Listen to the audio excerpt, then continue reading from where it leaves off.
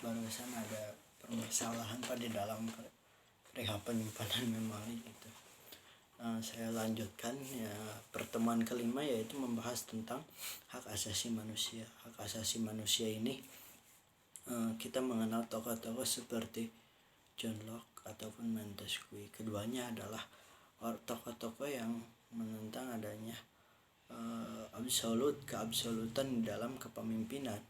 Artinya hal ini juga berkaitan dengan adanya konsep-konsep dari John Locke ataupun konsep-konsep tentang trias politika dari Montesquieu yang menyatakan bahwa hal ini, konsep-konsep ini bertentangan dengan adanya autokrasi ataupun keabsolutan di dalam kepemimpinan seperti yang dilakukan oleh para pemimpin-pemimpin di zaman dahulu, yang mana mereka menyatakan bahwa kekuasaan mereka adalah dari Tuhan, atau tangan raja adalah tangan Tuhan, atau hak suci raja gitu. Maka si raja ini pada akhirnya cenderung untuk melakukan sebuah kesewenang-sewenangan terhadap masyarakat gitu.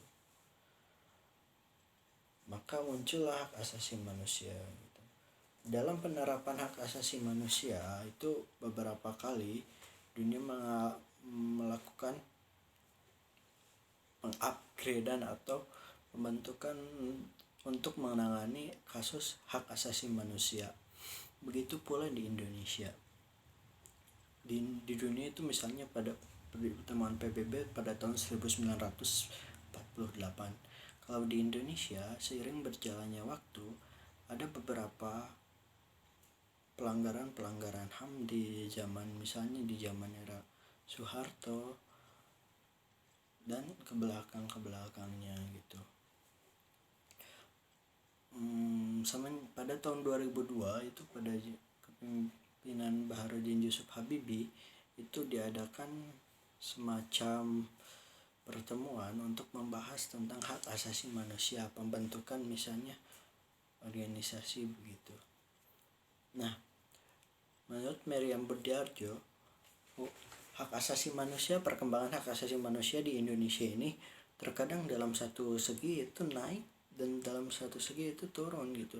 Seperti misalnya dalam politik, hak asasi manusia ini jalan baik, tetapi dalam hal ekonomi ini berjalan mundur gitu, malah down gitu ke bawah.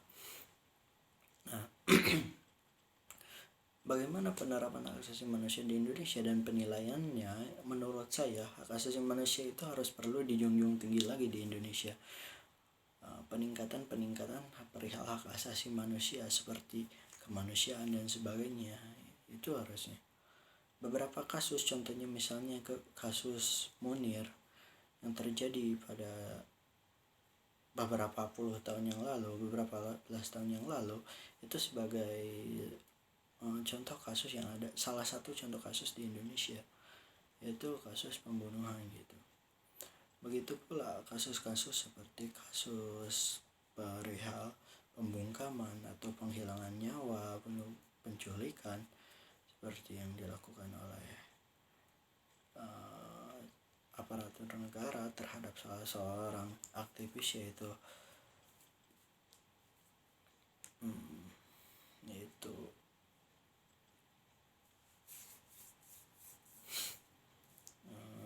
beberapa aktivis lah seperti Marsina, Wijitukul dan sebagainya. Itu perlu diawasi lagi dengan ketat oleh negara, karena negara harus menjunjung tinggi hak asasi manusia. Oke, untuk pertemuan ke-6 itu kita membahas tentang budaya, sosialisasi, komunikasi, serta politik tentunya ya, serta hubungannya dan bagaimana penerapannya di Indonesia. Budaya politik kalau menurut Almond dan Powell pada tahun 1978 itu adalah seperangkat sifat-sifat, sikap-sikap, kepercayaan atau yang mengenai politik itu, atau perasaan-perasaan tentang politik dalam sebuah negara dalam kurun waktu tertentu.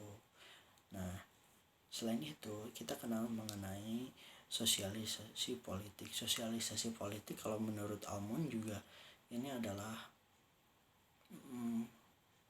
bagaimana ya, proses yang mana lewat budaya politik itu disosialisasikan, diinformasikan, dipertahankan ataupun diubah gitu. Kalau menurut Canggara ada istilah komunikasi politik, yaitu suatu bidang disiplin yang menelaah perilaku dan kegiatan komunikasi yang bersifat politik yang mempunyai akibatnya juga adalah akibat yang politik gitu. Nah, bagaimana hubungannya antara ketiga ini, sosialisasi politik, komunikasi politik, dan budaya politik? Keduanya harus berhubungan dan berjalan dengan beriringan. Contohnya misalnya, kalau misalnya pemerintah mengeluarkan suatu kebijakan, misalnya kebijakan tentang dilarang keluar ketika wabah corona, maka beberapa bagian dari warga negara Indonesia dari pemerintahan harus melakukan sosialisasi. Misalnya partai politik harus melakukan sosialisasi kepada masyarakat perihal kebijakan ini dan harus dikomunikasikan terhadap masyarakat gitu. Sosialisasi politik dan komunikasi politik ini berpengaruh terhadap budaya politik gitu, karena ini akan mempengaruhi tentang budaya politik dan lain-lain yang lebih tinggi dari itu. Lalu bagaimana budaya politik di Indonesia? Saya kira budaya politik di Indonesia ini masih kurang gitu, karena beberapa kebijakan kadang-kadang masyarakat itu tidak tahu. Seperti misalnya kebijakan tentang pasalnya apa gitu, gini gimana, penafsirannya gimana. Terkadang kan banyak penafsiran dari kebijakan, misalnya undang-undang yang multi tafsir atau ambigu gitu dinilainya gitu. Nah, dan ini adalah salah satu kekurangan dari sosialisasi politik. Maka ini perlu diperbaiki. Untuk pertemuan ke-7 itu ada partisipasi politik, perwakilan politik, lalu partai politik. Nah, partisipasi politik kalau menurut Brian Budiarjo adalah segala sesuatu atau perilaku seseorang atau individu yang berperan secara aktif dalam kehidupan berpolitik. Kita bisa menggarisbawahi perihal aktif di sini yang dikemukakan oleh Brian Budiarjo. Sedangkan menurut Nelson, segala sesuatu dalam berpolitik itu gitu, dalam berpartisipasi dalam politik, tidak semuanya melakukan partisipasi, ada yang pasif. Bagaimana dengan yang pasif menurut Nelson gitu? Yang pasif itu adalah orang yang juga berpartisipasi dalam politik. Bahkan orang yang melakukan teror, orang yang melakukan demonstrasi, adapun orang yang beroposisi, mereka itu adalah orang yang berpartisipasi dalam politik. Artinya mereka mewarnai permainan politik atau pergerakan kebudayaan politik di Indonesia, di dalam suatu negara itu gitu.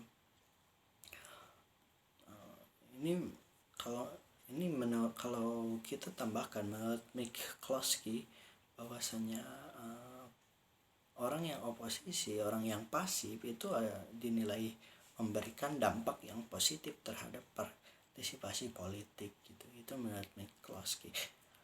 Yang kedua, kita mengenal perihal tentang perwakilan politik.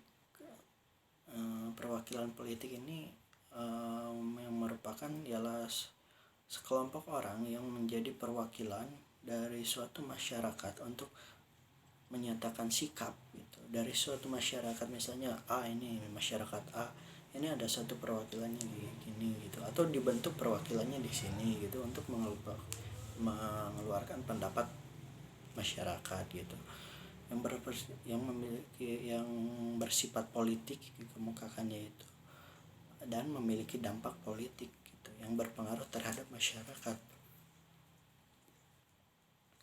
Nah, seperti itu.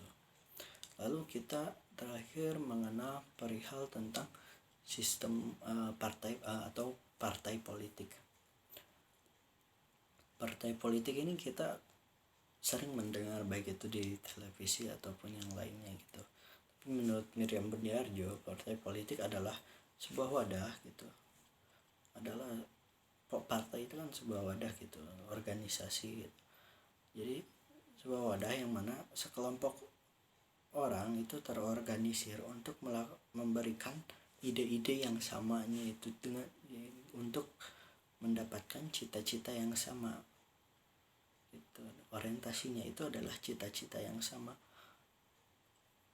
Jadi, partai politik ini kalau di Indonesia ini sangat banyak ya.